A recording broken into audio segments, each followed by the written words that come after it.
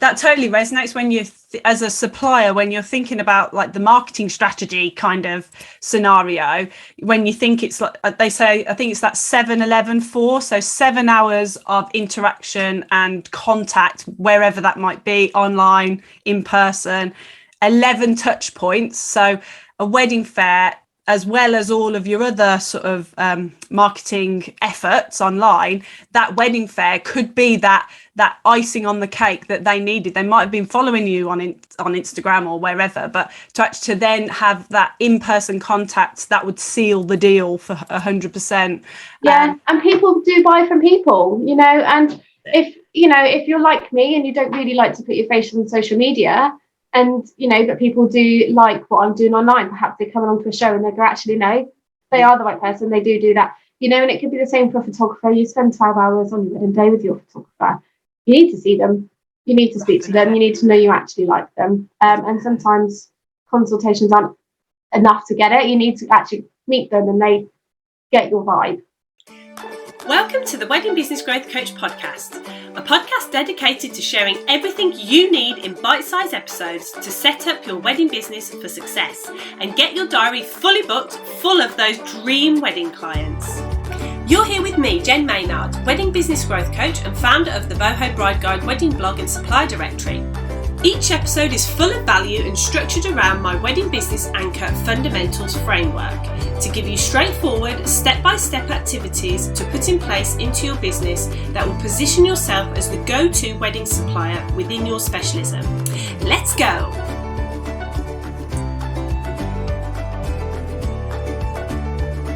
Hello and welcome to this episode of the podcast. It is fabulous to have you with us today. I'm super excited as I have a guest on the show today. We are going to be talking all things wedding shows, and Daniella has the expertise in organising and hosting unique and fun-filled wedding shows across the UK, and we're going to be lifting the lid on everything you need to know about attending wedding shows and how to maximise the opportunity of being face-to-face with your target wedding audience. So welcome to the show, Daniella from Pretty and Punk Weddings. How are you doing? I'm okay. How are you? Very well, thank you. And thank you for being with us today. I'm very excited to get stuck in and pick your brains on everything wedding shows. I'd love to start off, Daniella, if you're able to tell us a little bit more about yourself and Pretty and Punk Weddings. So Pretty and Punk Weddings started back in 2019 with a wedding show in South Devon at Tavistock.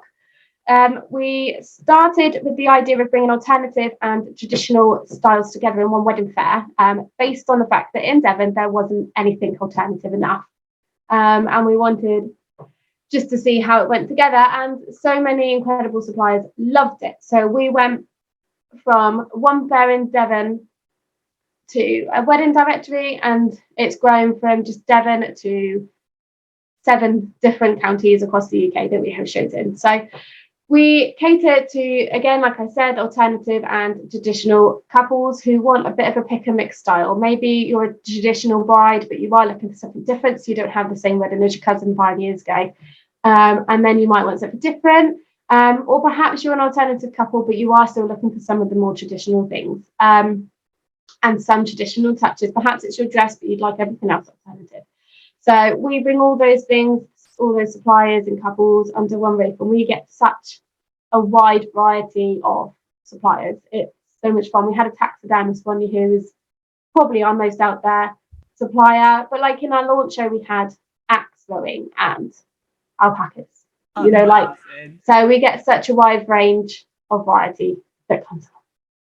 Brilliant. And this podcast episode is to really get under the skin of maybe listeners today will be suppliers that might not have tried a wedding show before, or they've tried a few and they haven't got as much benefit out of it as they might have thought. So this is all about really planning and maximizing the opportunity that if they're going to book a wedding show, what can they do to maximize the inquiries and the finding their ideal couple whilst at that show.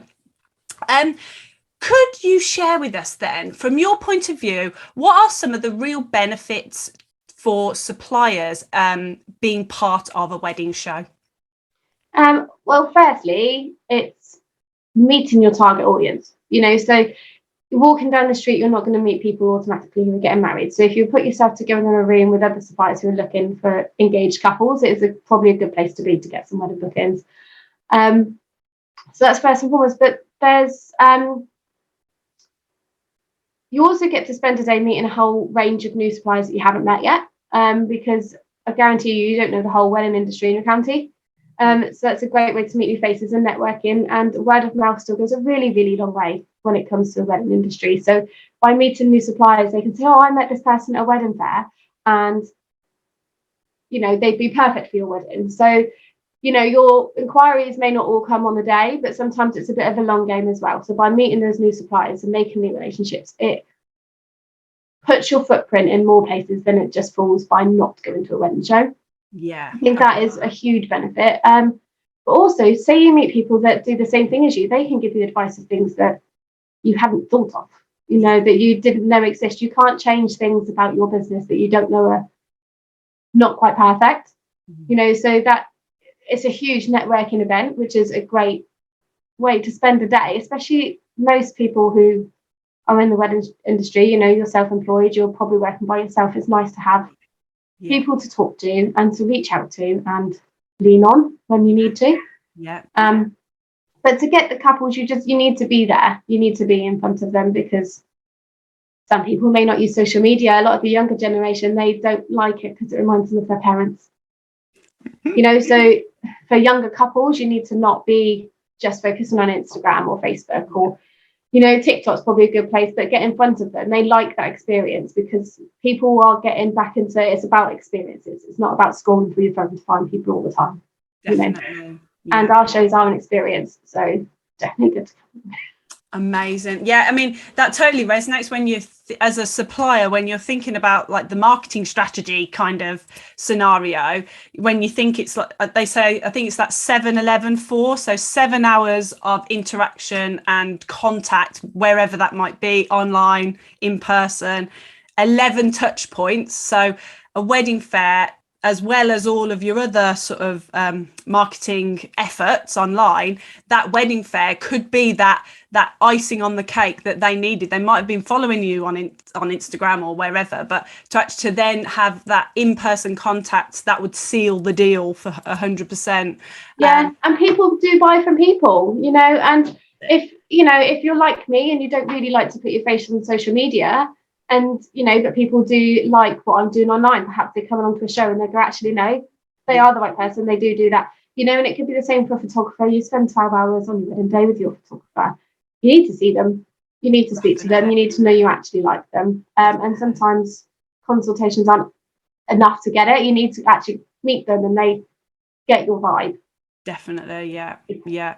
And I was also thinking about that, if you've got a wedding business, or part of your business is for the wedding industry, and you're looking to do things on a slightly different angle, what better way to do that than to showcase that in person? And actually you're sort of testing your elevator pitch, you're practicing what your brand stands for, and you can't do that online. You need people to develop as a wedding vendor, don't you, and to realize what you're all about yourself. And wedding shows are a perfect sort of platform to be able to hone your craft and hone that what you're all about, really, for sure.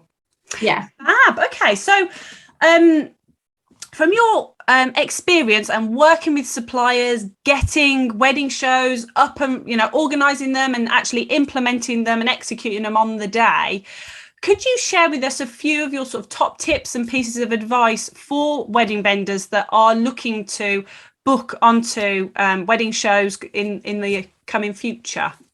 Yeah, of course. the first thing I ever say to any supplier who says they want to exhibit, and if they need some advice, maybe it's their first one, I always tell them to sack off their table. Don't use a table as part of your exhibition stand. That's one of the first bits I'll say, because fairs will give you an allocated space. So make the most of the space without a rigid piece of furniture like a table, and build your stand, make it yours. The whole point of a wedding fair is to get couples' attention and make a lasting impression. So if you get rid of your stand and you make your stand, your table even, make your stand completely your own, whether that be with arches or frames or, extra balloons or, anything, you could think of, whether it's a wedding dress supply, just loads of dresses, spaced out beautifully. Yeah. They'll remember that. And also, if you have your table and 20 other suppliers in the room have a table, yeah, you look the same as everybody else from the outside. So my favourite stands ever do not use their table. So yeah. I feel very strongly about this. Don't use your table. Make the most of your space. Yeah. Make it your space and put your stamp on your pitch. Use your brand. Yes. Yeah. Be memorable. That's what you need to be. No, completely agree. What would you recommend for people that maybe have smaller products then? Have you seen any sort of examples of how people have used that space that have really stuck in your mind, Daniella? Yeah, when I saw a supplier at a Tavistock show in March this year, she bought like a photo curtain, so the backdrops, yeah. But then she bought stands of all different sizes and she kind of placed them all underneath her curtain, so it gave different levels around her stand. And then she had things like handbags and leather jackets and purses and things like that, and it might have been shoes.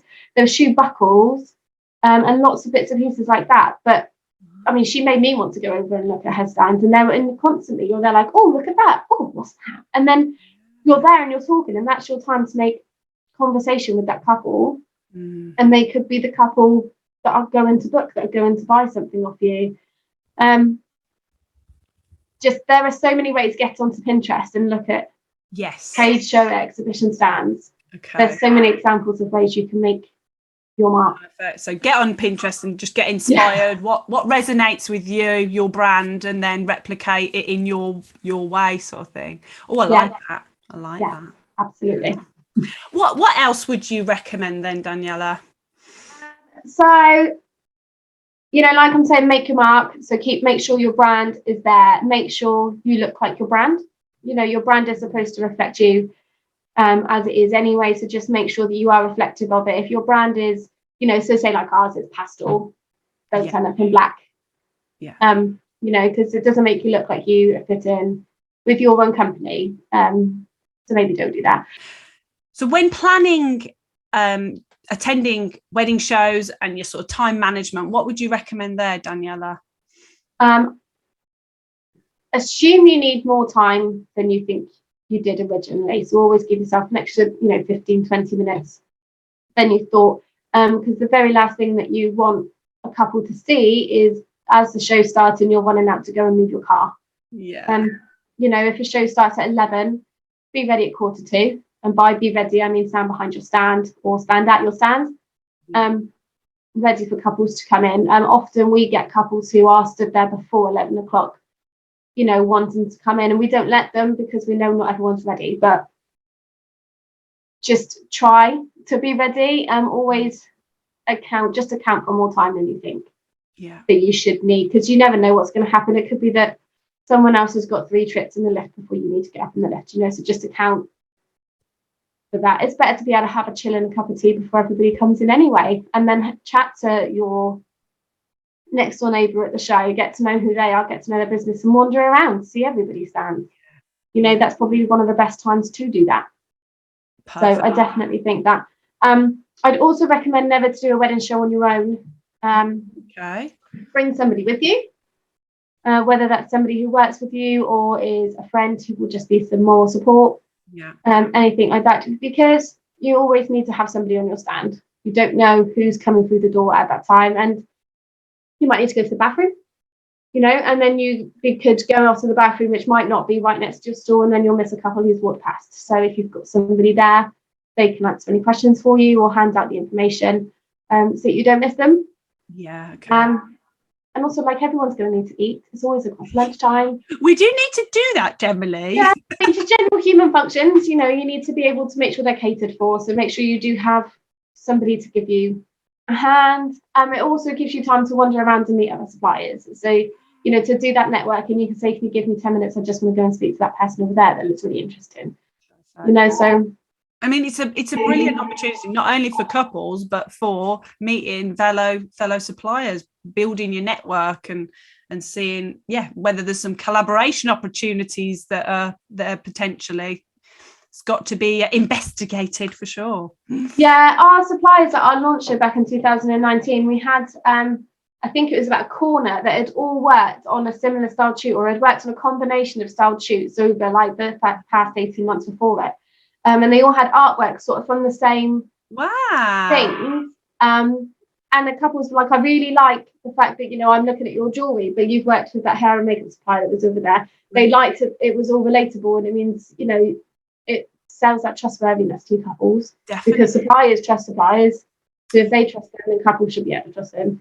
So, definitely use the networking opportunity. It's a great way to showcase who you are and meet people who are like you. Yeah. Perfect. And what would you give any sort of recommendations around maybe like conversation starters? Have you seen anything work well that vendors have used, just to if couple are walking past, and where to stand, what sort of how to present yourself, I suppose, and make that welcoming feel? Yeah. Well, if you're going to use a table at your exhibitor stand, please don't sit or stand behind it, because again, it makes you look a little bit closed off and makes you not look as welcoming. It might make couples not want to go over and speak to you. Yeah. Whereas I'm sure, like, you are absolutely lovely. I've never had a supplier who isn't. Yeah. But if you're not selling a welcoming behaviour, they're not going to feel welcome to come over and speak to you. I mean, obviously DJs stand behind their booths, but if you're taking somebody else, have somebody stood in front of it. Welcoming people will come over. It's that body language, it's that openness that you need to be able to show to people, because they're shopping. That's why people are going to wedding shows. They're shopping. So be ready to sell, but without being salesy. Yeah, it's a fine line, isn't it? It's a fine line. But I suppose if you keep in mind what problem are you helping solve for that potential client, keeping that at the forefront of your mind and being helpful and useful to that couple, then you can't go wrong, I suppose. It's when it, that more traditional salesy comes in. But I suppose, would you say that takes a bit of practice and people sort of find their flow the more they go to wedding shows? Yes and no. Okay.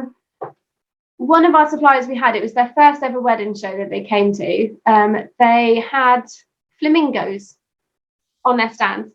And whenever people came up to them, they were like, oh, can you guess their names? And they tried to get them to name their flamingos or guess what their flamingos were called. And they had skulls and things on the table. And they were like, try and guess them. And then kind of got them interested. And they were like, oh. And then they were there looking at I think it was stationery. But they were looking at all the like knickknacks on the table and things like that. It drew them in and it started a conversation without being like, oh, hi, are you looking for a photographer? Immediately. And then they kind of feel like, yeah, but you're the 10th photographer that's asked me that. I mean, yes. I mean, I limit categories. You'll never have 10 photographers at one show.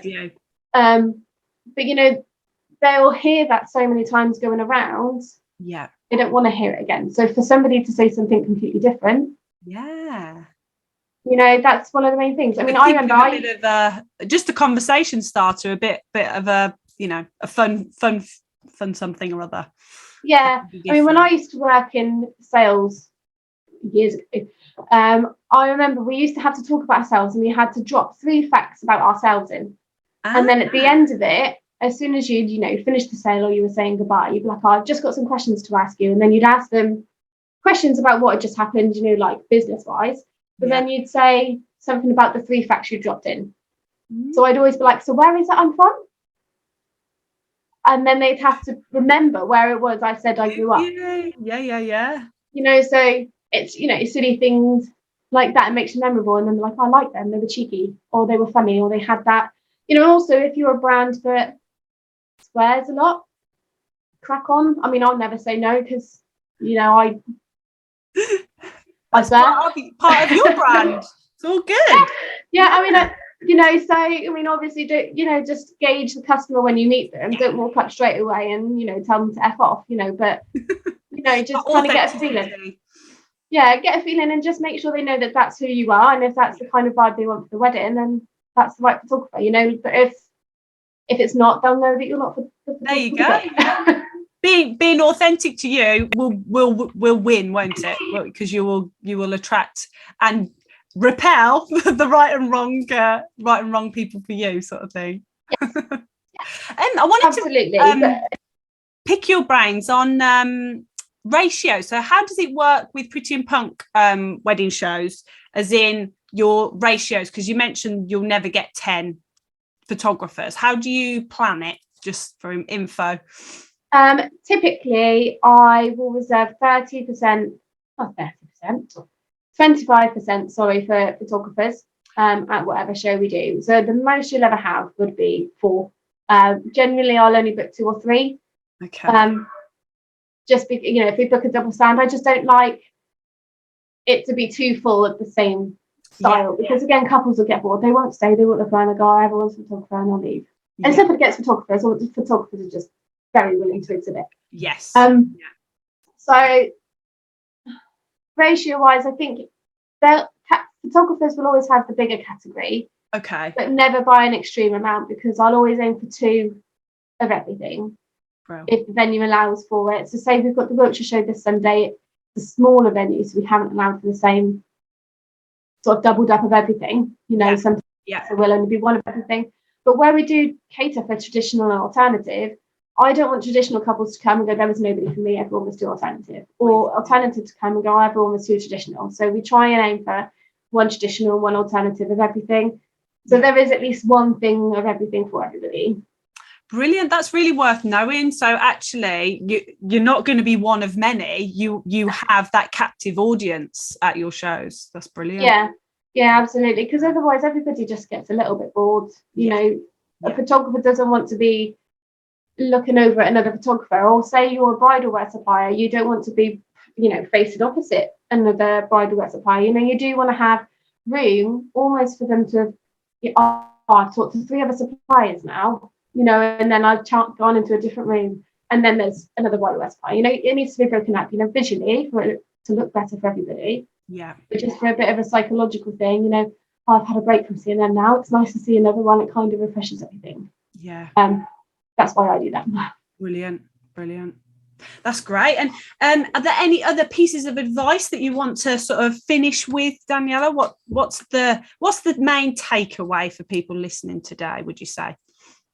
If you're ever considering a wedding show, even if you've done them in the past and perhaps they weren't for you, research the new wedding shows that are coming out. There are more wedding shows now than there were 10 years ago, and they're not all run by the same people. Some of the main ones now are run by different management teams, so they are always going to change.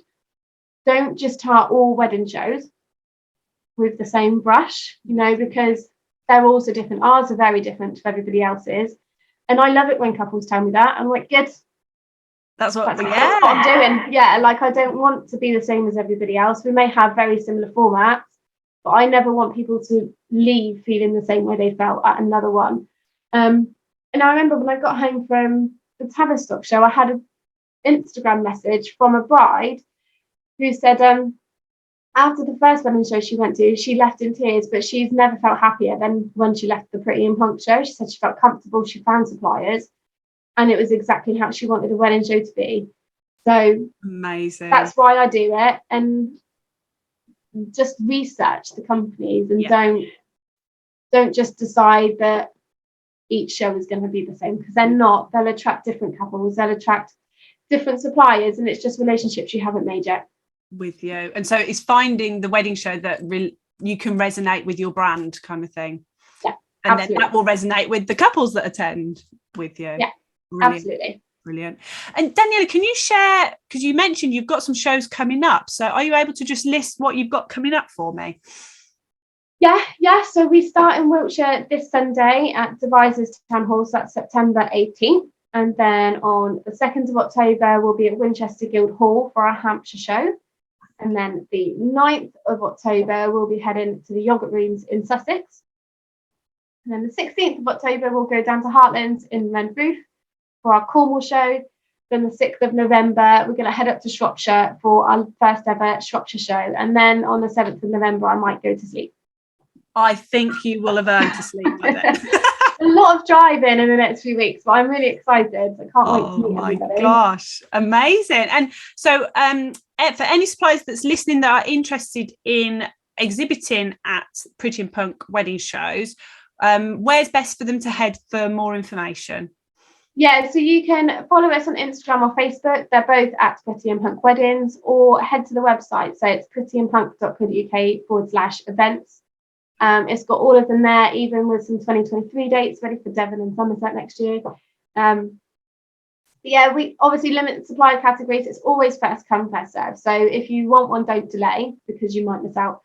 I'm so excited. Oh, brilliant. Well, you've got a very busy couple of months coming up. And thank you so much for sharing your expertise. And I'm sure that was super helpful for some vendors that are looking to either get back into wedding fairs or maybe starting trying out their first one. Thank you so much, Daniella. It's been an absolute pleasure. Take it steady. Have a good day. Bye. Bye. My new free downloadable activity pack is now available. Get visible, build connection. The free resource provides you with everything you need to plan one whole year's worth of face of your business online content to build an authentic brand that aligns with you as a person and builds that all-important connection between you and your audience. The activity pack includes a bonus template for you to take away and plan your 4 years worth of face of your business posts, taking out the overwhelm and kicking you into action. So what are you waiting for? Download yours today at weddingbusinessgrowthcoach.com/biz-resources. I hope you enjoyed today's episode and took away some wedding business building value. Make sure you subscribe to the Wedding Business Growth Coach podcast to ensure you get notified every time a new episode goes live. See you next time.